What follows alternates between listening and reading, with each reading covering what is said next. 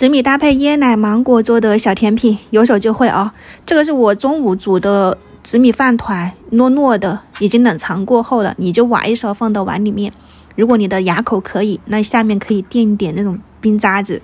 我的牙口不太好，比例就是我这里可能只有100多克的紫米，抓了2把的圆糯米，淘洗干净，比平常煮饭的水量要多一点啊。它煮出来这个紫米就会软软糯糯的，黏黏糊糊的。甜度我就挤了一点炼乳，有奶香味也有甜度，就没有额外再加一点白糖了。你们喜欢甜口的可以再加，就这样子放到冰箱去冷藏，晚上就直接来组装就可以啦。小芒果切成芒果花、芒果块，点缀一下。想要更丰富，你可以煮点芋圆或者是西米放上去，也很好看。我倒的是冷藏过后的椰奶。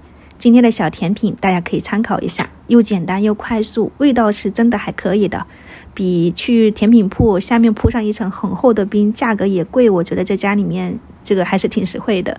晚上没有煮饭，都是中午的。生菜煎的鸡蛋，然后我上次看有个朋友说炸辣椒不用油炸，就是水煮出来，我加了一点萝卜干、腊肉，煮成这种糊糊的，你别说味道还可以。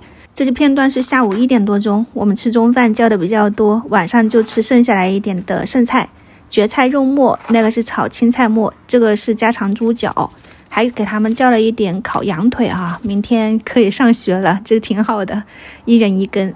还有比较适合夏天吃的黄米凉糕，我家里有大黄米，看看下个星期能不能自己在家里面复刻一下，你们喜欢的话呢也可以跟着一起做啊。今天就这样了，明天早上再见，拜拜。